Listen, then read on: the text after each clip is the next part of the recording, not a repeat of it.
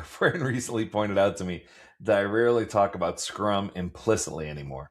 And it's not because I suddenly dislike it or I think it's wrong, but it's because work has gradually moved in a different direction. Still, sometimes I wonder whether Scrum may have peaked too soon. During the number of years that I've been a trainer, over 20, with Scrum Alliance, I have delivered close to 1,000, if not over 1,000 training sessions at this point.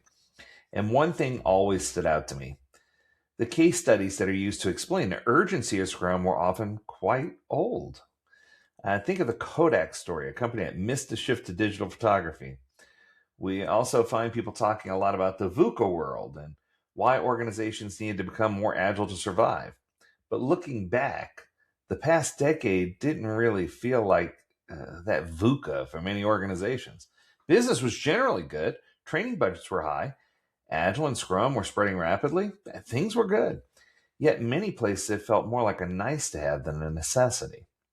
Ironically, today's world actually feels more like it feels far more VUCA than it did in the past. Markets are shifting quickly, technology is evolving fast, AI has come into play. Many organizations struggle even to stay relevant today. The need for innovation, adaptation, and agility has probably never been higher than it is right now. This is what I might call, and pardon the expression because I'm not trying to be political, parental discretion is advised, but the golden age for agile coaching. It's perfect for people who are looking to be agile project managers or product managers, or dare I say it, AI prompt engineers. And I'm going to go here. It's even good for people like myself who are Scrum trainers. Well, people are just saying not really. Many people in these roles are currently struggling to find work, specifically if they're looking for Scrum Master opportunities or product owner opportunities. Just when agility is arguably needed more than any other time in history, many organizations seem to be moving away from Scrum at its roots and its associated roles. So, what happened? This is actually quite easy. The what happened is people said we cannot live in the delivery cycle anymore. Scrum is firmly placed in the delivery cycle, which is really interesting because Scrum is an agile delivery framework.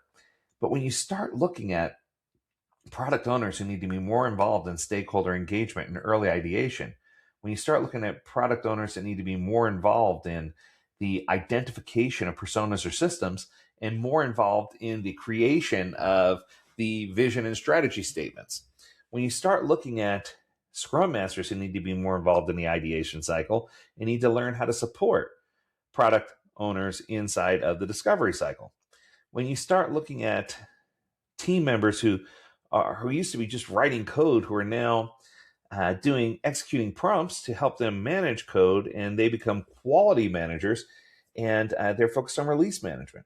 I guess what I'm trying to say is the shift is going towards more organizational change management with implementation of AI than it is pure Scrum with focus on output instead of outcome. So now more than ever, I believe the renewed focus of outcome over output is a big deal. And my thought is if you're not focused on AI and you're not AI forward and you're not doing these things and focused on outcome over output, you should be able to deliver a right outcome, happy customers, with as little output as possible. If you're not practicing Little's Law, where you stop starting new things and finish the things you've begun, if you're not practicing Parkinson's Law, where you're not letting your time run away from you and you're learning how to better manage and govern using AI related tools, those are the things that you should be doing right now. So I would argue that while most trainers in today's market are really struggling to discover where they are, where they fit, and how they work, this is a situation of their own demise.